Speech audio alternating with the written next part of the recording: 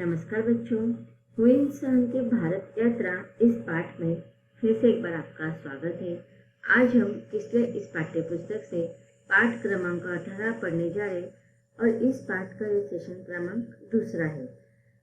इस पाठ के पहले सेशन में हमने पढ़ा और समझा कि हुएन जो बौद्ध भिक्षु है, अपने गुरु के दर्शनार्थ वो भारत में आना चाहते थे। एक बार उनको सपना आया और सपने को देखकर वो बहुत ही उत्साहित हो गए, आनंदित हो गए और उससे प्रेरित होकर वो भारत दर्शन के लिए निकल पड़ते हैं। उस समय उन्हें बहुत सारी कठिनाइयों का सामना करना पड़ा, लेकिन दृढ़ निश्चय और दृढ़ संकल्प होने के कारण वह भारत में प्रवेश करते हैं। अब देखते हैं, हम पढ़ते हैं पाठ के द्वारा कि किस किस प्रकार से उन्हें कौन कौन सी कठिनाइयों का सामना करते हुए भारत में आना पड़ा। भारत आने के बाद उन्होंने क्या किया, इसका विस्तार से वर्णन हम पाठ के इस सेशन में पढ़ेंगे। चलिए सब लोग जल्दी से पाठ्य पुस्तक निकालिए। भारत की यात्रा करते समय उन्हें कौन कौन से रुकावटें आ सकती है, कौन कौन से खतरों का सामना करना पड़ सकता है, इसका वह विस्तार से जानकारी हासिल करना चाहते थे। भारत जाने के रास्ते के बारे में पता लगाते समय उन्हें मालूम हुआ कि वहां से लगभग 17 मील की दूरी पर हुलू नदी बहती है, जिसे पार करना बहुत ही मुश्किल बात है। हिंसांग ने सोचा जरूर ही कोई तो रास्ता होगा। इसके बदले में उसे उत्तर मिला था। क्या उत्तर मिला था उसे? देखो यहाँ पर भी लिखा हुआ है कि जहाँ नदी उथली अर्थात ऊंची होगी वहां से पार किया जा सकता था। फिर से उन्हें क्या मालूम हुआ कि नदी के बाद मोहू एन नामक रेगिस्तान है, जिसका सामना उन्हें करना पड़ेगा। लेकिन वो जो रेगिस्तान है वो भी बहुत ही भयंकर और भयंकर ही हम उसे कह सकते हैं, क्योंकि ये जो रेगिस्तान है बाहर जाने वाले यात्रियों पर हमेशा ध्यान रखने के लिए ऊंचे ऊंचे टावर वहां पर लगे हुए थे और जो बाहर जाने वाले की सूचना होती थी वो चीन सरकार को दे दिया करते थे। इसी कारण वह रास्ता बहुत कठिन था। इसके उस पार हो एन नामक रेगिस्तान और हामी की सीमाएं हैं। हुएन सांग का हौसला कुछ कम हो गया और वह लगातार 1 महीने तक रास्तों और जीवन यापन के तरीकों के बारे में विचार करता रहा। उनकी परेशानी उस समय और बढ़ गई जब लियन चाओ के जासूसों ने गवर्नर से हुएन सांग की योजना के बारे में जानकारी देते हुए कहा कि भिक्षु को चीन के बाहर जाने से रोका जाए। तो अब इस प्रकार उन्हें चीन के सरकार ने किसी भी प्रकार से भारत आने के लिए अनुमति नहीं दे पा रहे थे। बुद्ध के देश जाने वाले रास्ते के बारे में जानकारी ने उन्हें चेतावनी दी। पश्चिमी रास्ते मुश्किल और खतरनाक है। कभी रेत के तूफान रास्ता रोक देते हैं तो दूसरी ओर नर पिशाचों तथा लू लपट से भरे आंधी तूफानों का भी खतरा है। इनसे कोई भी नहीं बचा सकता। आपके लिए वहां अकेले जाना तो बहुत ही बुरा होगा। मेरी प्रार्थना है कि आप इस पर गंभीरता के साथ विचार करें, अपनी जिंदगी से खिलवाड़ न करें। तो अब देखिए, बुद्ध जो भिक्षुक उनके साथ आए थे और जो अन्य बुद्ध भिक्षुक वहां पर थे, उन्होंने उनको सावधान किया था खतरों से। लेकिन हुएन सांग पीछे हटने वाले नहीं थे। उन्होंने शपथ ली, जब तक मैं बुद्ध के देश नहीं पहुंचाता मैं कभी चीन की मुड़कर भी नहीं देखूंगा। ऐसा करने में यदि रास्ते में मेरी मृत्यु हो जाए तो भी चिंता नहीं। तो बच्चों देखो, इस परिच्छेद में जो वर्णन किया है, इस परिच्छेद के द्वारा हमें हुएन सांग का कौन सा पक्ष दिखाई दे रहा है? तो इसे आप कह सकते हैं कि इससे हुएन सांग जो थे वो बहुत ही दृढ़ निश्चयी, संकल्पी तथा भगवान बुद्ध के प्रति उनके मन में अपार श्रद्धा की भावना दिखाई देती है। इसीलिए वे कहते हैं कि अब वो निकले हैं भारत के प्रवास के लिए, तो अब कभी भी चीन की तरफ वो मुड़कर नहीं देखेंगे और इस रास्ते में भले ही उनकी मृत्यु हो जाए तो भी उनको किसी बात की चिंता नहीं है। इस प्रकार हुएन सांग बुद्ध के देश पहुंचे। हुएन सांग 8 या 9 दिन तक बोध गया में ठहरे। तो देखो इस प्रकार उन्होंने बहुत कठिनाइयों का सामना करते हुए भारत आने का जो निश्चय किया था वो उनका निश्चय पूरा हो जाता है और भारत पहुंच जाते हैं। हुएनसांग आने यहाँ पर भारत में आने के बाद वो लगभग 8 या 9 दिन तक बोध गया में ठहरे थे। गया में कुछ लोग बसे हुए थे। वहाँ लगभग 1000 ब्राह्मण परिवार रहते थे जिन्हें ऋषियों की संतान माना जाता था। ये राजा के प्रजा में शामिल नहीं थे।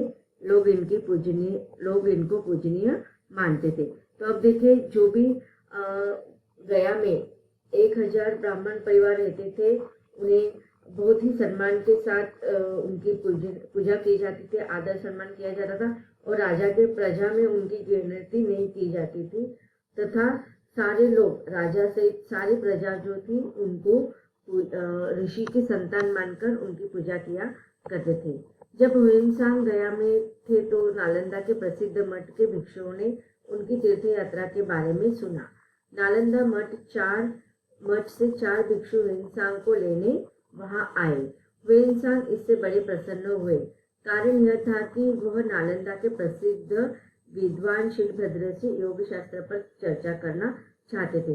अब देखिए यहाँ पर बोध गया या फिर नालंदा, ये जो स्थान है वह बहुत ही प्रसिद्ध धार्मिक ऐतिहासिक स्थान है और नालंदा विद्यापीठ तो सबको पता है, वो तो शैक्षणिक दृष्टि से भी बहुत ही महत्वपूर्ण है।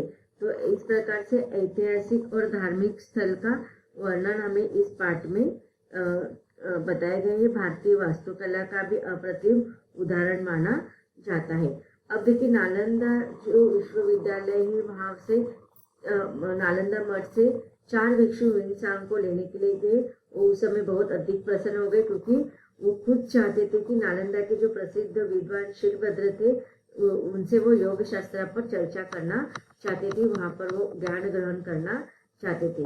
नालंदा के मठ के चारों ओर ईंटों की दीवार थी। एक द्वार महाविद्यालय के रास्ते में खुलता था।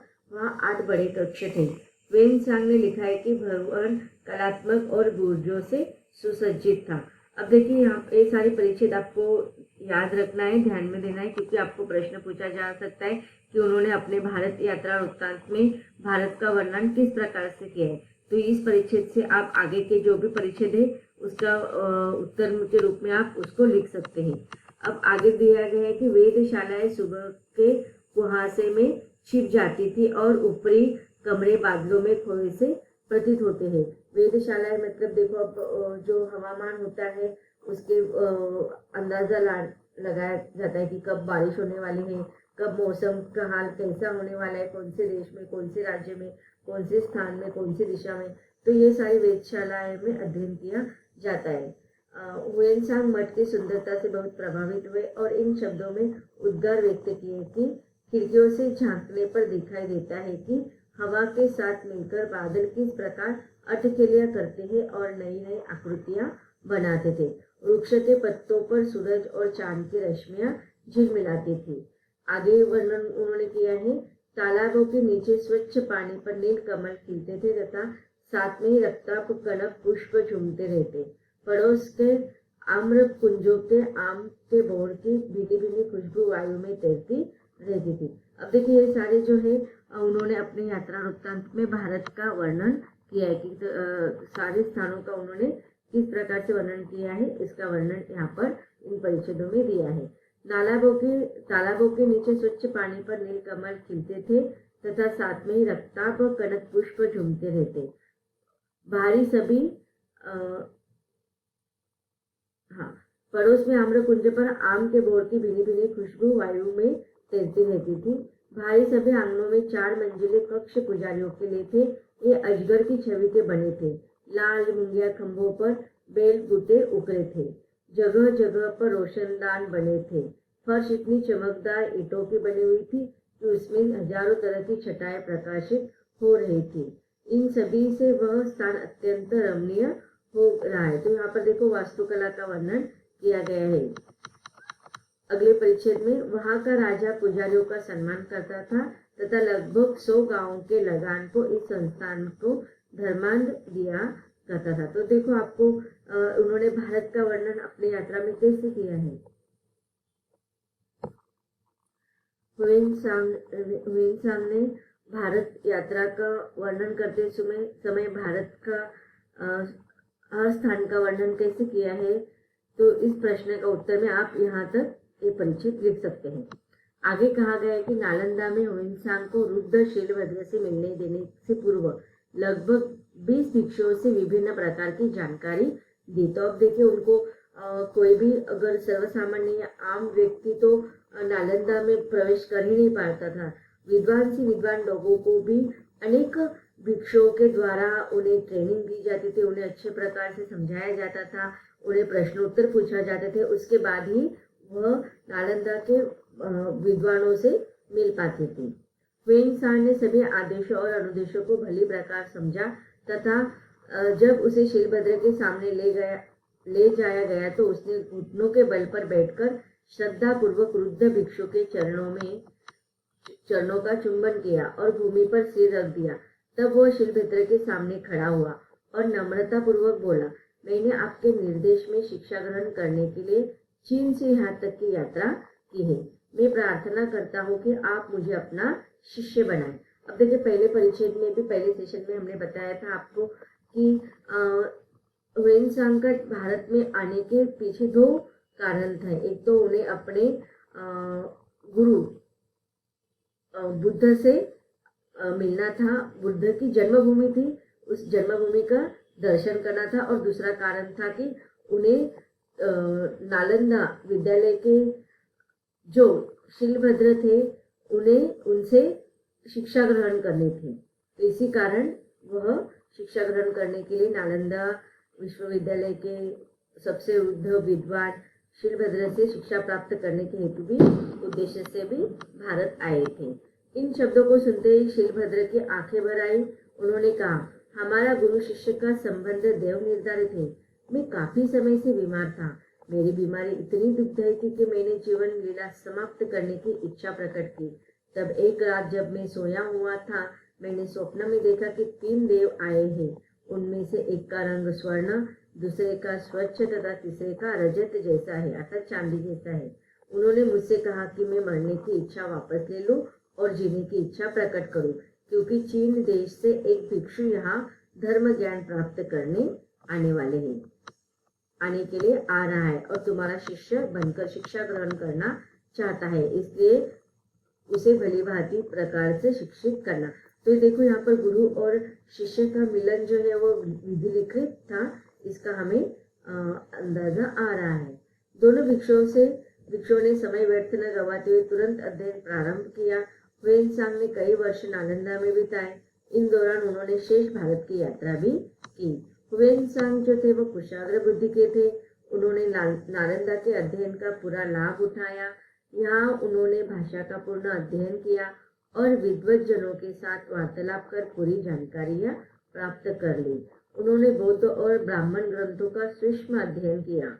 बाद में उन्होंने बौद्ध धर्म के सिद्धांत और दर्शन में नालंदा के योगदान पर लिखा। यहाँ के भिक्षु बहुत विद्वान और दक्ष थे। मठ के नियम कठोर थे, अर्थात नालंदा के, और सब भिक्षु इनका पालन करने के लिए बाध्य थे। सुबह से शाम तक अध्यापन करते तथा युवा और वृद्ध एक दूसरे की सहायता करते। जो दर्शनार्थी यहाँ शास्त्रार्थ में भाग लेना चाहता था, द्वारपाल उससे द्वार पर कई प्रकार के प्रश्न पूछते। अब देखिए, यहाँ पर एक विद्वान होने के बावजूद भी किस प्रकार से उन्होंने भारत आकर अन्य संस्कृत भाषा हो या अन्य भाषाओं का अध्ययन किया था, और उस अध्ययन करने के लिए उन्हें कौन कौन सी कठिनाइयों का सामना करना पड़ा, यह विस्तार से लिखा हुआ है। अब नालंदा विद्यापीठ हो या जो अध्ययन करने के लिए आते थे, उन्हें बहुत सारी कठिन परीक्षा देना पड़ता था, और उस परीक्षा में पास होने के बाद ही वह आगे जा सकते थे। वे लोग प्रश्नों का उत्तर नहीं दे पाते थे, वे वापस चले जाते थे। प्रवेश से पहले यह आवश्यक था कि हर एक ने नई और पुरानी पुस्तकों का अध्ययन किया हो। तो यहाँ इस पाठ से हमें पता चला कि नालंदा जैसे बड़े विश्वविद्यालय में विद्वान लोगों को ही प्रवेश मिला करता था। यह पाठ यहीं पर समाप्त होता है। धन्यवाद।